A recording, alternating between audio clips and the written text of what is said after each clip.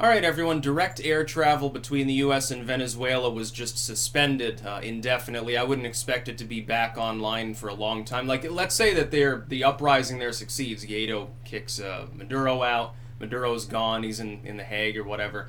Even then, you probably wouldn't see flights reconnect for a good long time.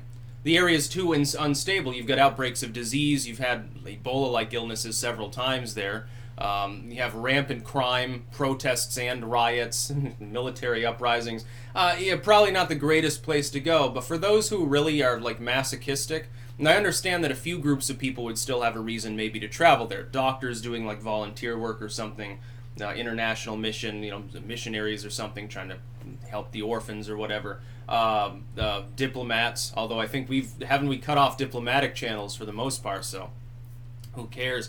And then maybe like extremism tourists, like tourists that are really dumb and want to go to a war zone just because they want to see what chaos and hell is like.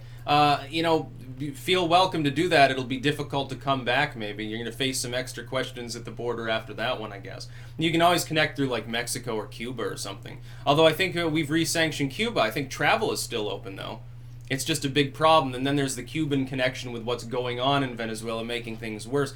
This is just another step, a small one, albeit at this point, in the dissolution of relations between Venezuela and most of the outside world. Others are likely to follow suit. They reopened their border with Brazil, but I mean, at some point we might lean on Bolsonaro to close it on his end and say, what do you expect us to do? We'll take refugees that are coming across, but we're not going to have normal trade relations or anything. We're going to sanction the shit out of you.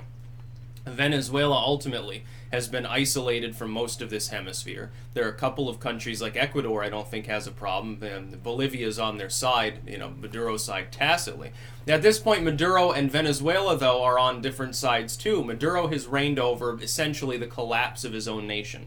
It was not due to sanctions, it was not due to a coup, it was due to the bad fiscal policies of Venezuela's government. Namely, under Chavez, he laid the groundwork. Maduro didn't even have enough time to react. By the time Maduro came in, the clock was ticking like a time bomb anyway on the Venezuelan economy. It's almost that Maduro's main role has been inflaming the situation by being too brutally authoritarian and not really on the economic end at all. Because, once you've already borrowed 5 years ahead of oil sales or something, once you've already borrowed several times your GDP and you're like, well, yeah, but the oil prices are high. Once things stabilize here, once we've built all the infrastructure and everyone's got their toaster oven stuff, then we don't need debt spending anymore. Then we make these investments, raise the quality of life. No attempt was made to modernize the oil infrastructure or to branch out beyond it. And so a large proportion of the economy remained, hey, we pumped oil out of the ground. Inefficiently, by the way, it's fairly dirty crude. Made sense when oil was, what was it, $150 a barrel. Now that it's, $60 or $70 a barrel, it doesn't make so much sense anymore. If they were doing it efficiently, it would still be somewhat profitable, and they would at least be only in a recession, but, Chavez fucked up. Then he dies, and now everyone else has to live with the consequences. There's no reason the Venezuelan people shouldn't be in a first world condition by now. There's no legitimate reason if their government had only... This is why government cannot be trusted to hold the reins of economics. This is why a free market should definitely exist. We don't have enough of a free market in the U.S. by far. This is why the free market is better. Ultimately, if people are largely making their own independent and voluntary and smaller organized decisions, they will tend to make better decisions than a central planner. And even where bad decisions are made, the result is never as catastrophic. Great Depression, everyone tries to blame it on private speculation. No, it was government interventionism. It caused the same problem that it's been causing since then. The boom and bust cycle doesn't even technically need to exist at all. It's caused by government decision making. It impacts more markets. It impacts things in a sort of ripple effect manner. They micromanage and regulate everything. They think they can control the economy. Leading economists, they can't even guess what's going to happen week over week. That's because the government has created that stupid unpredictability. You end up getting socialism. It's like heroin. Yeah, for a while it works a bit, but then you want more and more and more. Eventually you've strangulated yourself. I'm not surprised to see air travel shut off. I'm surprised that more borders haven't shuttered. I'm sorry, Maduro has tried to repair relations with Guyana too. It's like Colombia's the one hardlining them now.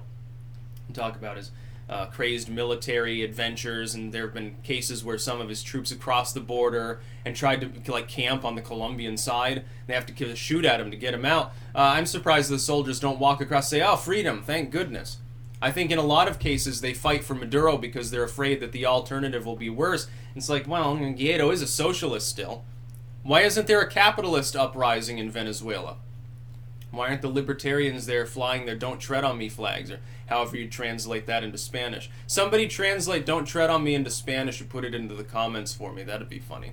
I don't trust Google Translate. Trust me, it's not quite accurate. It's okay, but not great. Yeah. So I'm not surprised about this, but I mean, again, the alternative, uprising succeeds, everything's hunky-dory as far as U.S.-Venezuela relations, still socialism. It's just socialism light at that point. They'll relinquish their hold on a couple of markets, and then Guaido will sell off some oil equipment or something, and U.S. firms will come in and this is actually true when Maduro's people say it, bilk them. Because they got to make money. It's going to be a lot of investment. You realize how much investment it'll require to repair all of the leaking oil rigs that are down there in Venezuela at the moment, which is basically all of them. Half of them are inoperative. Oil production has slumped there in Venezuela, driving up prices in the world at large. And that's just the dirty crew. That it's not the sort of stuff you get in Texas or in Saudi Arabia. So it's an interesting situation to watch. That's about all. Peace out.